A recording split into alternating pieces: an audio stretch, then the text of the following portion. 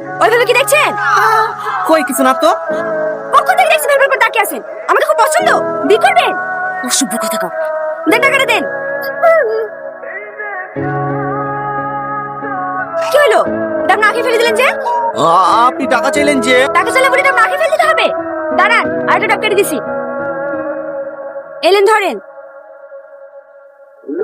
80 টাকা যে? দুটো ডাব নিলাম যে। দুটো ডাব খেয়েছেন নাকি? এলেন ধরেন।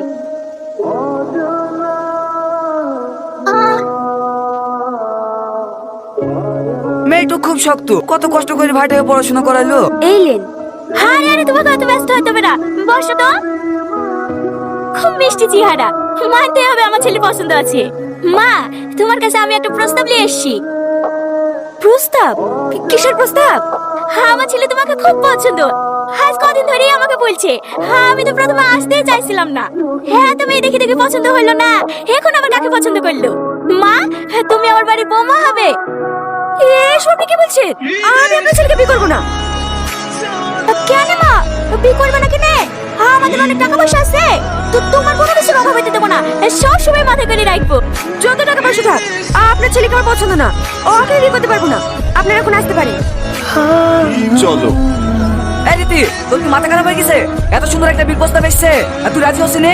ছেলেটা কোথায় দেখতে খারাপ? চাচা ছেড়ে দেন, ও যখন পছন্দই না ওকে জোর করেন না। চলো মা। মা, গাড়ি চাবিটা পুরো ফেলে তুই চলে এসছি, তুমি একটু দাঁড়াও, আমি গেলে আসছি। তুমি ভুল বোঝো না চাচা, আমার ওকে খুব পছন্দ, কিন্তু আমি যদি এখন বিয়ে করে শ্বশুর বাড়ি চলে যাই, তাহলে আমার ভাইটুকের কি হবে? ও তো এখনো পর্যন্ত একটা কাজও করতে পারে না। আমি চলে গেলেও না খেতে পেয়ে মরে যাবে। শুধু ভাইটুকের মুখ পানে তাকি আমি এই বিয়েতে রাজি হইনি। তুই এই কথাটা ওদের সামনে বলতে পারতি।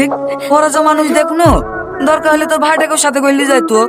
পরের ছেলে চাচা, একদিন দেখবে, দুদিন দেখবে, 3 দিনের বেলায় ঠিক চোখের বিষয় যাবে। কিন্তু তুই কি এত ভালো সম্বন্ধ পাবি? কি বলো চাচা, আমাদের কপালে তো মত করবা 2 ছেলের বাপ ছাড়া আর কিছুই জুটবে না। এত ভালো ছেলের বউ হওয়া আমার ভাগ্যে নাই। তুই যা ভালো বুঝিস তাই কর। থাক মা, আসছি। কি হলো বাপ তুমি? ওই চাবিটা নিতে ভুলে গেছিলাম চাচা। ও এই রীতি, চাবিটা কোথায় পড়ে আছে দেখ দিনে। এইলেন।